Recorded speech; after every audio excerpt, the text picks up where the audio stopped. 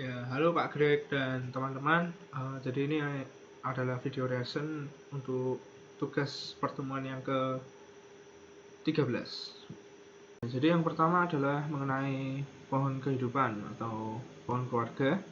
Jadi ini adalah silsilah keluarga saya. Berawal dari oma dan opa saya, lalu menikah dan punya anak. Anaknya ada 6 dari oma opa. Ada mama saya ini pertama, lalu ada beberapa adik-adik mama saya, ada 6 bersaudara. Terus dari mama saya menikah dan punya 3 anak. Ada kakak perempuan saya, kakak laki-laki, dan saya sendiri.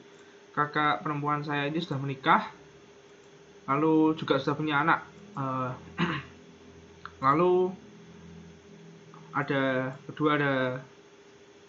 adik mama saya, anak kedua, namanya Dedi, dan sudah menikah, terus punya anak, ada 3. Lalu selanjutnya ada anak ketiga dari oma, menikah dan punya 2 anak. Lalu ada juga anak ke-4 dan 5 sudah menikah juga, tapi belum dikaruniai anak. Lalu anak terakhir dari oma juga sudah menikah dan punya anak 1. Selanjutnya adalah mengenai studi kasus, di mana ada mahasiswa dan mahasiswi ini hamil di luar nikah, dan mereka ini kebingungan, gelisah, khawatir, dan takut. Tapi mereka ini tidak melakukan aborsi karena mereka tahu itu perbuatan dosa, dan lebih memilih untuk memelihara dan melahirkan bayi putri itu daripada melakukan aborsi itu tadi. Ya, pertanyaannya adalah bantuan apa yang bisa kita berikan pada mahasiswa-mahasiswi yang kebingungan, takut, khawatir dan dalam kejadian ini. Oke. Yang pertama, bisa dipastikan bahwa mahasiswa dan mahasiswi ini sedang terkena serangan mental karena mereka pasti sebenar-benar takut karena sudah melakukan hal yang tidak benar dan sampai hamil di luar nikah.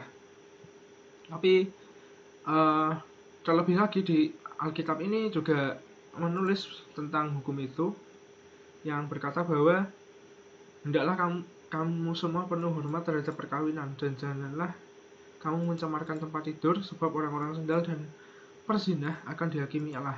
Ada di Ibrani 13 ayat 4. Dan tentunya dengan adanya ayat ini mereka juga semakin takut karena artinya dosa mereka ini benar-benar besar. Tapi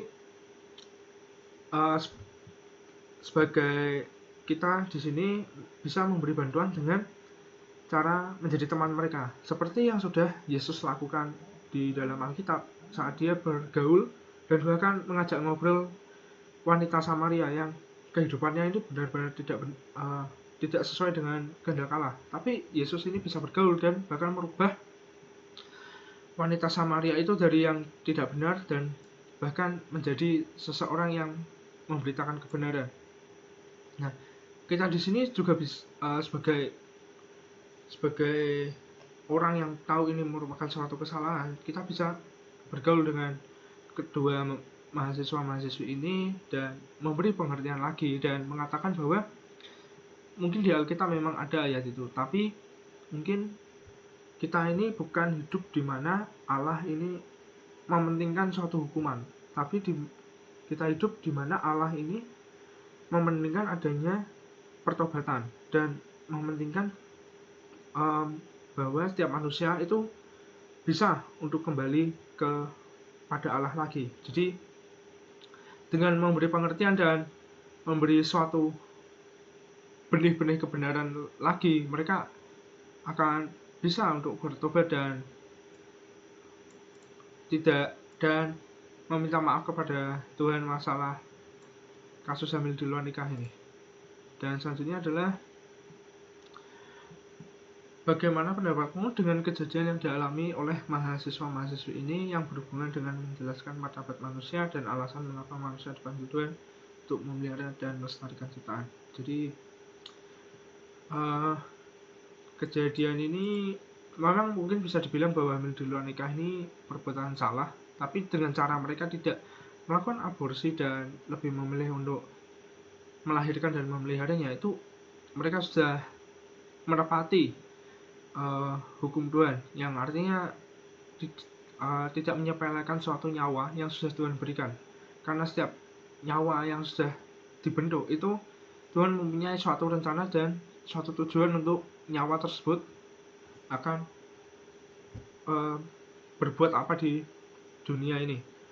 Dan pertanyaan mengapa manusia dipanggil Tuhan untuk memelihara dan melestarikan ciptaan itu permasalahan dengan mungkin saat kita memelihara dan melestarikan ciptaan, karena kita ini diciptakan sebagai bentuk serupa dengan Allah, artinya saat kita bisa untuk memelihara dan melestarikan ciptaan yang Tuhan bentuk ini, kita sudah mencerminkan bagaimana sikap Allah kepada dunia, bagaimana kebaikan Allah itu nyata di dalam diri kita dengan cara memelihara dan melestarikan ciptaan itu tadi. Dan mungkin begitu saja. Terima kasih.